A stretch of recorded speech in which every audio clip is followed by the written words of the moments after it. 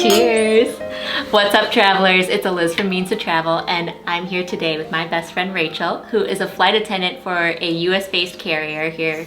And we are going to do a very fun video today. We are going to do the first ever flight attendant Q&A on this channel. And I'm going to ask her a bunch of questions that I put out to you guys on social media and a few of mine and Derek's as well. And let's get into it. Welcome, Rachel. Welcome to Means to Travel. Thanks for having me. Yay, we're so excited. Okay, so let's start with, what is your typical work schedule? I get this question a lot, and I don't have a typical work schedule. Our schedules are all seniority based, and so the more seniority I've gotten over the past 10 years, believe it or not, I've been flying for 10 years. She's 10 years next month, everybody. Yeah. Yay, congratulations to me. Time flies, literally.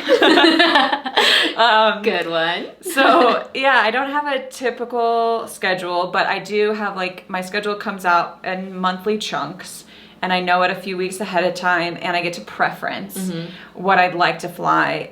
So luckily, say this past month, I've flown to Hawaii 3 times, and I've gotten to fly to New York to see a couple friends. And I personally, at this stage of my life, like to fly trips that are 2 or 3 days. So I'm spending the night in a hotel 1 or 2 nights. And our schedule in a month is based on the number of hours we fly, because we get paid per hour. And so I fly anywhere from like 88 to 100 is kind of a busy month. And that's equates to 12 to 15-ish days in a month. Yeah.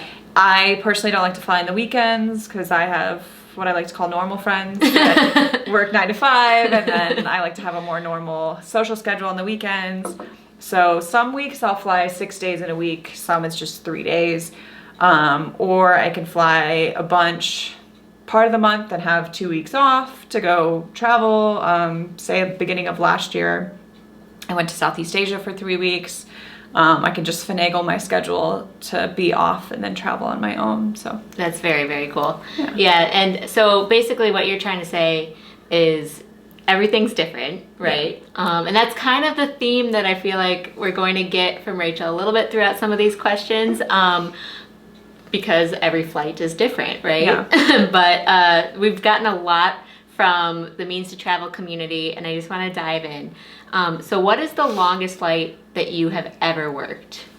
The longest flight I've worked, I believe, is JFK to Moscow when I was based in New York, and it's about 9 hours. And interesting fact with that is, in a flight that long, the crew gets a break. Half of us are awake and half of us get to sleep in the bunks, which a lot of people love to know about. We have like little bunk beds that are usually the level of the plane where the cargo is. We have little stairs that go down there, and it's a little bunk room. So on a flight, like a 9-hour flight, I would maybe have like 3-ish hours to take a nap. That's really nice that you get a little break. How long do you typically get in a layover when you arrive in your destination? So for international flights, we typically get about 24, 28-ish hours, unless I get a lucky flight, and sometimes we have 48 hours in a destination, which I'm not quite senior enough to get those very often. Which destinations are those typically?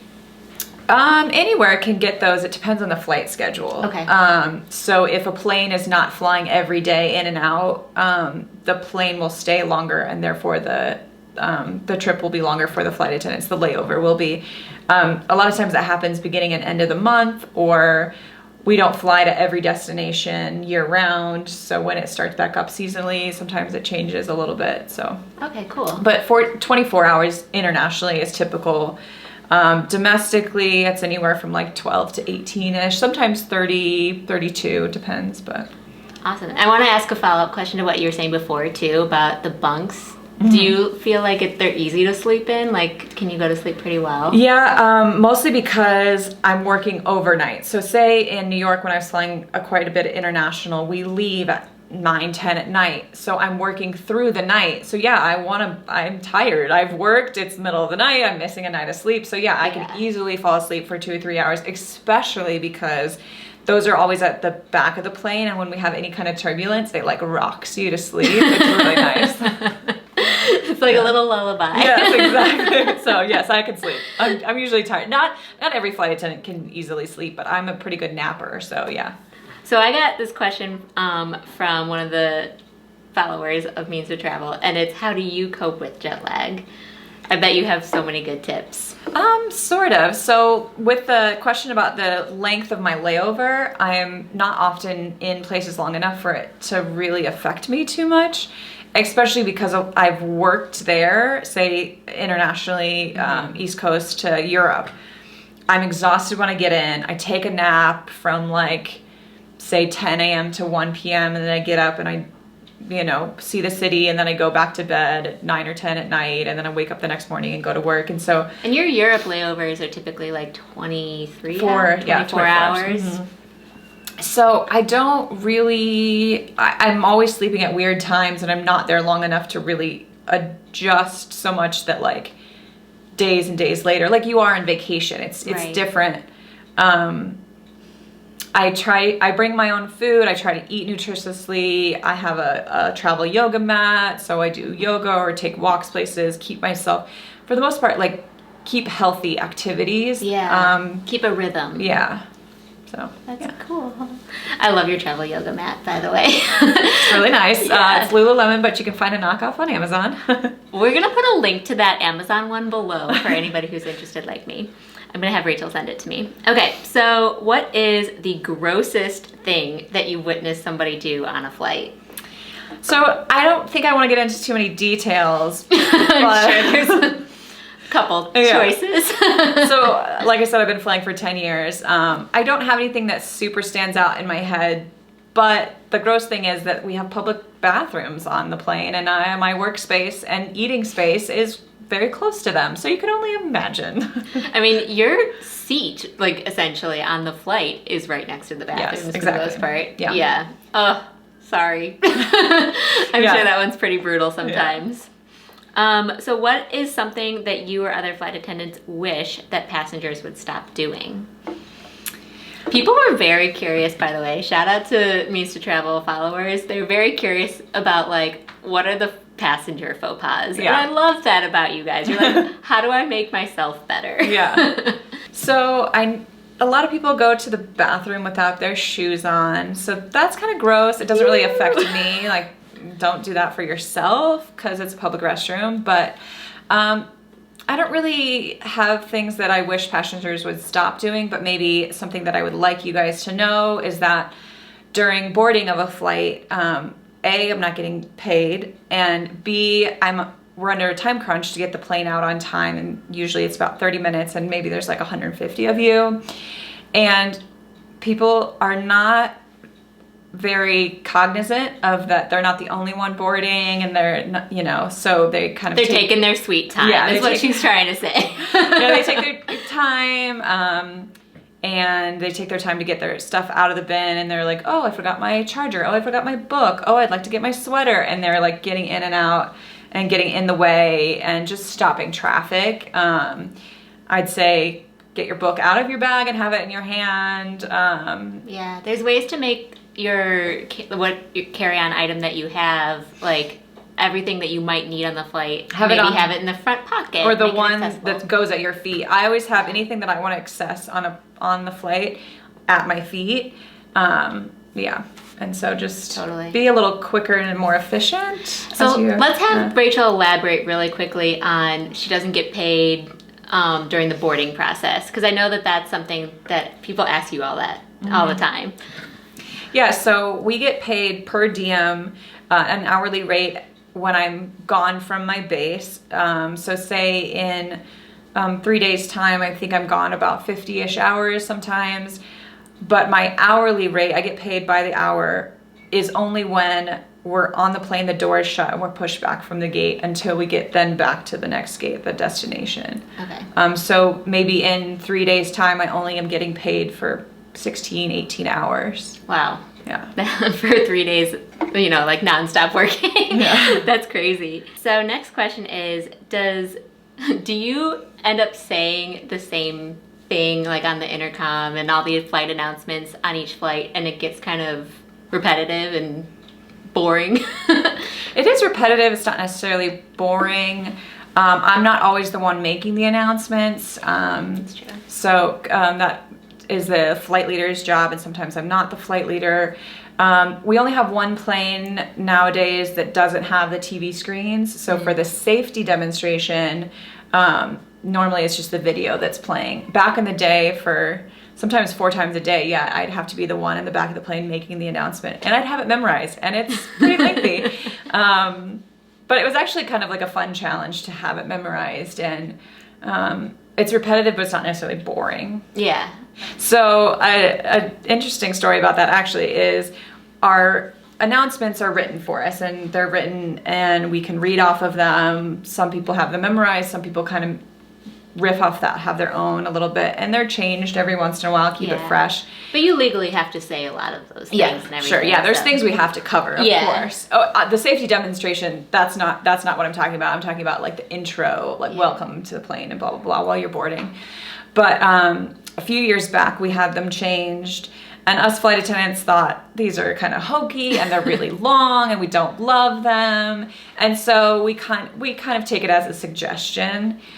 But there was one day, I was flight leader, I was supposed to be making the announcements, you know, like when we get up to 10,000 feet, welcome to the flight, this is what the flight is, you know, has to offer and whatnot.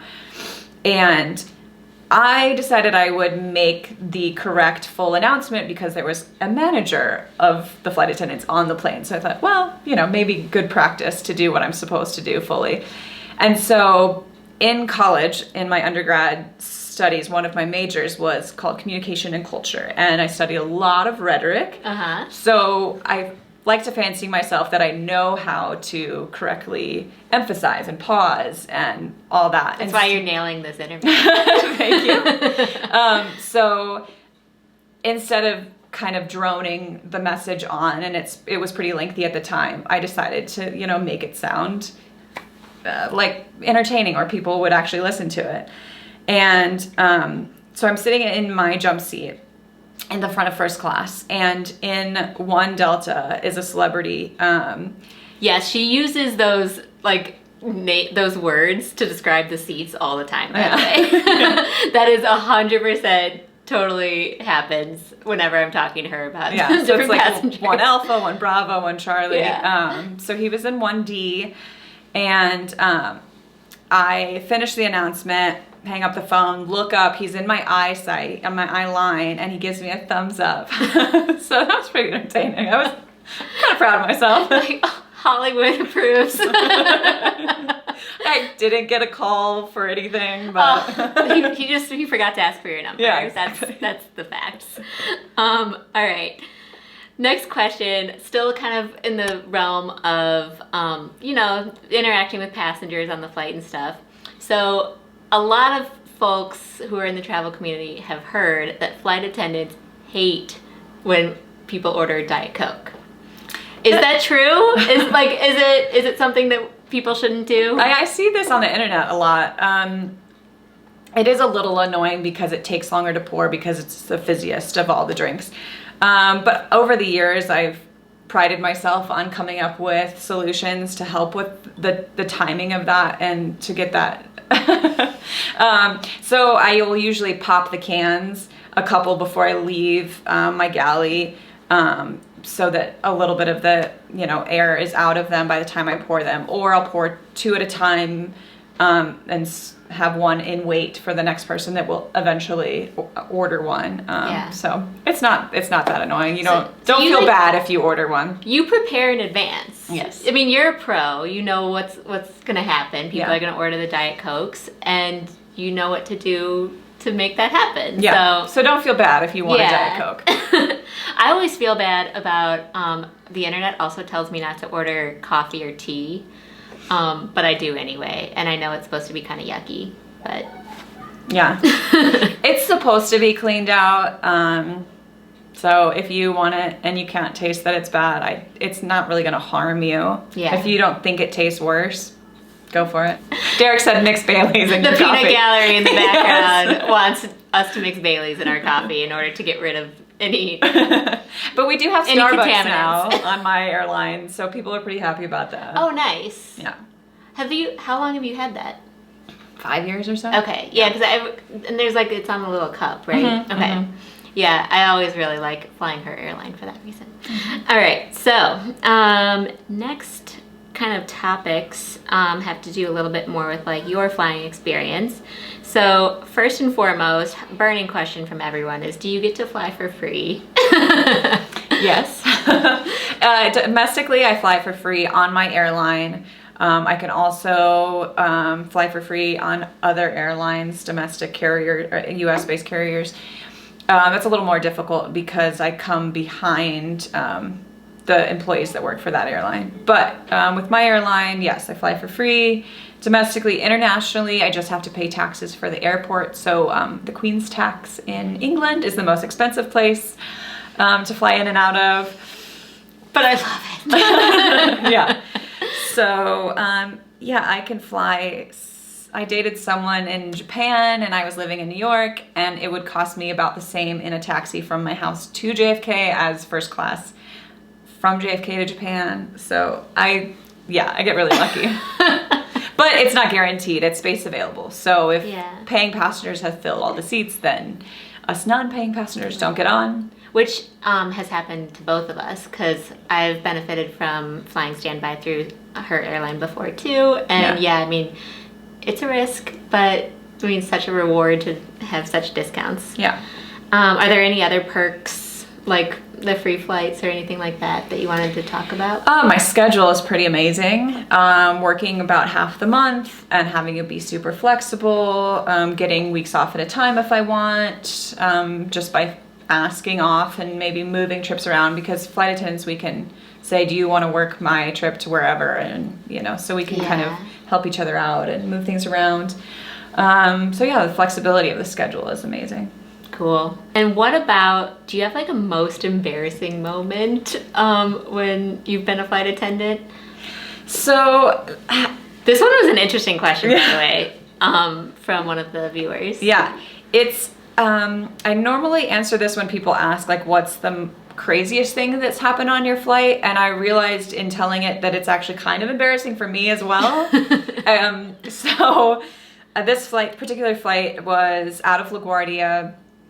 We were boarding. I was up at the front with our flight leader, and this last passenger comes on like pretty close to when we're going to shut the door. She's like kind of rushing on.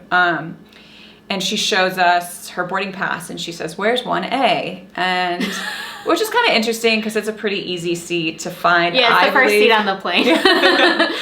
So the other flight attendant and I kind of look at each other, kind of like, and we point to like the closest seat. I mean, 1B is the closest, but 1A is like logic. It's the window, right? Yeah. Mm-hmm. And this is a single aisle plane on this plane. And we are required to monitor if passengers appear to be intoxicated.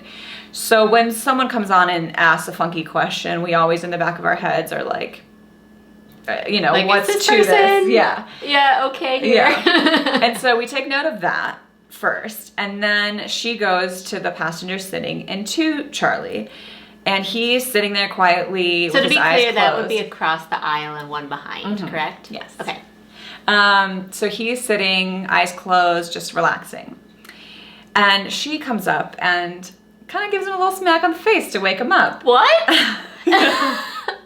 And so I think his reaction is going to be, "Oh, you made it," and like happy to see her. Because I thought, you know, she's running late. He didn't know if she was going to show up. Like maybe they're colleagues and, you know, they didn't travel to the airport together, right? Oh my God. No, instead he just opens his eyes, looks at her, closes his eyes. And I was like, interesting. He didn't even respond to her. And so she, you know, just walks away from him, and then she goes to sit in her seat in 1A, and she doesn't wait for 1B to get up to, you know, scoot into the row. Right. And so she, in doing so, spills 1B's red wine on 1B's khaki trench coat. And so I'm like, "Oh no." And I go and take the trench coat and I'm like, "I'll clean it off for you." And in the midst of me cleaning, I see something out of the corner of my eye, and I look and I see 1A is seated in her seat, and she has picked up the 8-ounce water bottle that we provide for first class and has chucked it across the aisle and back. What? And it hit the passenger in 2C in the eye. And I am so flabbergasted. And Are you kidding? I know, and I dropped the trench coat. I mean, not necessarily on the floor, but like I, set it down on the galley. And I take 2 big bounding steps to 2C, and I'm like, in a state of shock. And this is the embarrassing part. I say, "Do you know her?" And like, you didn't say, "Are you okay?" I did. That was the second thing out of my mouth. But the embarrassing part is because it was kind of like a question of like, why did she do that to you? Like, how do you deserve this? I mean, yeah, it's like, what did you do? Yeah. It was not great on my part, but the second question out of my mouth, like, very immediately was, "I mean, are you okay?" Right. And turns out they were, like, newly separate. They were a couple. They were obviously fighting. He tried to get to the airport. Wait, so did they fly the rest of the time together? No, so we take her off. She gets, I don't know if she gets formally arrested, but the Port Authority police at LaGuardia take her off, question the 2 of them. She does not fly with us. Luckily, this is on the ground. This is all on the ground, so we're able to take her off. Oh my God. So I'm very thankful for that because I've heard horror stories of it happening in the air. You're stuck in the middle too with 35,000 feet. Right. So the good thing is it was on the ground. She gets escorted off by the police. He stays and wants to fly with us. He immediately gets a black eye. I'm sure he's super embarrassed. She must have chucked that thing hard. Yeah. Oh my God. Meanwhile, he does not react the whole time. He's trying to stay calm. He doesn't want to retaliate or react or... so he tells us, they were recently dating. Obviously, they're in a spot of, not dating. Yes. He tried to get to the airport early to get on an earlier flight. He couldn't. He told the airport, "Don't let this lady on this plane." I don't know what happened at the gate with that necessarily. I guess if she has a ticket, like, that wouldn't if be... she didn't appear to be intoxicated to the gate agents, they can't really deny boarding necessarily. So yeah, that was embarrassing on my part a little. And definitely for other people involved. Yeah. Wow, that's a good story. Hopefully we have a couple more of those. So what is your favorite destination? I get that asked all the time. I bet. It's a really difficult question to answer. I've been different places on my own versus places I've worked to. Currently, my favorite place to work to is Hawaii. You've gone to Hawaii a bunch even this month, right? Yeah, I've gone 3 times this past month. I'll be going 3 times again this month. So that's super fun. It's beautiful there. I have some family on Maui, so that's... She gets to like post all these sunrise photos from Hawaii to her Instagram, and I just get to swoon.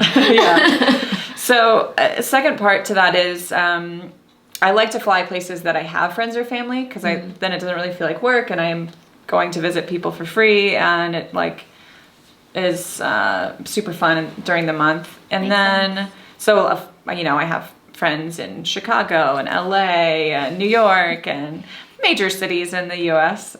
So that's really fun. And then personally, some of my favorites have been Bali, Morocco, South Africa. So that was going to ask next, what's the furthest destination that you've flown standby on? And I feel like you're just listing a lot of those. Yeah, exactly. So Atlanta, Johannesburg, I think is probably the longest flight I've done. Standby, right? Standby. Yeah. I haven't worked that. And then also JFK to Tokyo was almost equally as long, I think. Ooh, that one would be really long. Yeah. Wow. Did they serve sushi on that flight? No, but they do some Japanese food, but not, we kind of stray away, I think, from like uncooked fish on the plane. Maybe. Why would you do that? Yeah. We have other like regional dishes we do when we fly international. Yeah, well, okay. I mean, fine. Yeah. Okay, so do you ever check a bag when you fly? As when I'm working, no. And then also when I'm flying standby, no. I can pack for I can pack for 3 weeks in a carry-on plus, a small personal item. Yeah, some of the packing videos that I have done on this channel, I've gotten a lot of great tips from Rachel. So she's someone to thank for some of those. All right, so what would you say your packing philosophy is, since you are always on the go? So for work, I always have all my toiletry and makeup packed at all times, stays in my bag. I just, refill different things. Do you tend to buy, sorry, I'm interrupting my own question. But I do this. Do you tend to buy makeup that you know that you can find anywhere, or like skincare products? No, I don't normally run out in a 3-day period. I usually know before I go somewhere that, I have enough of it. So no, but I mean, yeah. So my bag is usually like 95% packed all the time, and I just kind of change out outfits. I usually keep a swimsuit in my bag at all times, never know where you're gonna end up. So yeah, luckily I can just have like a second of everything. Except my makeup I do take in and out of my bag, but it's all in one zippered case. Right. So yeah, that doesn't necessarily transfer to you guys traveling, but as a flight attendant, my bag is 95% of the time, or 95% packed all the time. And you have a uniform that you're wearing most of the time when you're working and traveling. So yeah, so it's like pajamas, workout wear, and an outfit to, kind of go out and see the city. That makes total sense. So next question is, what are some misconceptions that you feel people have about flight attendants? Misconceptions. A funny one is that, we have a boyfriend in every city. Oh, you don't? I could. Yeah, like that's just not my missed style. Opportunity. It's not my style. Do people literally come up to you and just ask you that flat out sometimes? Do you have a boyfriend in every city? No, I don't think I've ever really been truly asked that. Okay. No, it's just kind of a misconception I've heard out there. Yeah. So I don't. Like, I could. I mean, I've definitely known flight attendants that get on a dating app in a new city and meet up with people. Like, even before they land, they'll be like, switch it. Maybe? No.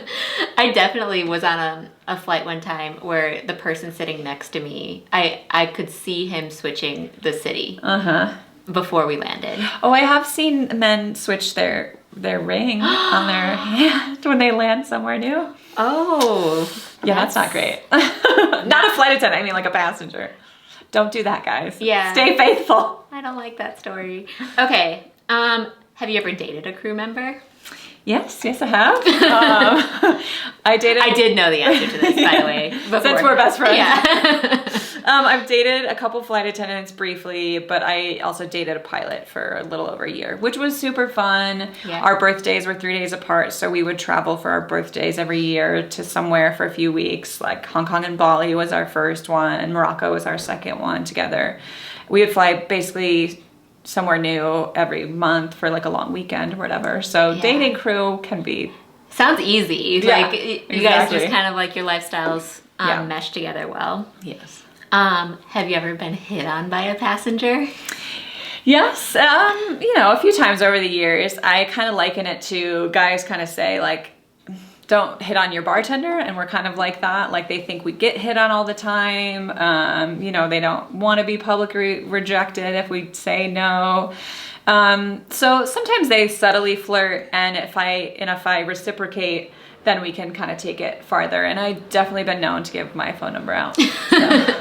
to deserving gentlemen, for sure. But like we were joking the other day about this, but like now during COVID with everybody wearing a mask, Rachel's like, I don't know what they look like. Yeah. I'm not taking the chance that they don't look good without their mask. So I haven't handed out my number in a while. Doesn't look good without his mask on. We don't know. So what is your favorite and least favorite portrayals of flight attendants in pop culture that you've seen? So I don't know if it's necessarily my favorite portrayal, but I do love...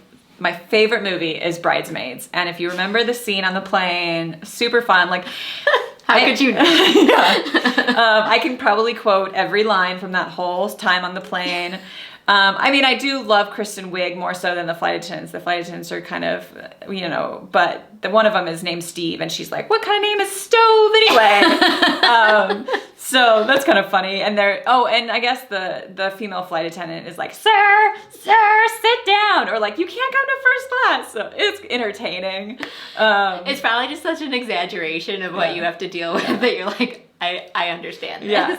Oh, actually, there's a skit by Key and Peele, and one of them is the flight attendant, and one of them is the passenger. And the one gets up to try to go to the bathroom, and the seatbelt light is on. And if you've seen it, it's hilarious. All of us flight attendants love it because the flight attendant is like, sir, the seatbelt light is on, you can't get up. And the passenger's like, I just have to go to the bathroom. And like, they hit turbulence, and it's comical, and it's like hits true to home for us to be like, sir, sit down, the seatbelt light is on. Yeah, so I guess the last question, I know everybody asks you this, and we just were talking about pop culture. Have you seen any celebrities on your planes? Yes. I was based in New York for the first 7 years of my career, and flying where no celebrities live. Yeah, exactly. So mostly flying in and out of there, especially like say I flew during Paris Fashion Week, I flew JFK to Paris, and I had Jennifer Lawrence on my flight. I've had Sandra Bullock and her kids. So yeah, I've had lots of celebrities over the years. Since being in Salt Lake, I've had Robert Redford because I think he has a place in Sundance. He used to own Sundance Film Festival. So cool. Yeah, so.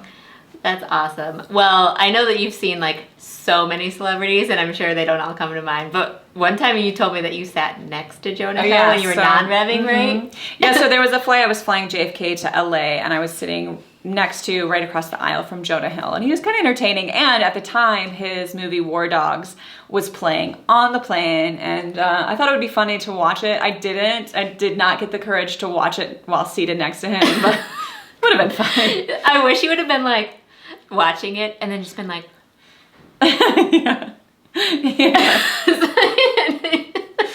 Just to mess with him. He was a funny one to eavesdrop a little bit on. He was imitating some child actors, and so he was fun. But in like a kind way, right? Yeah.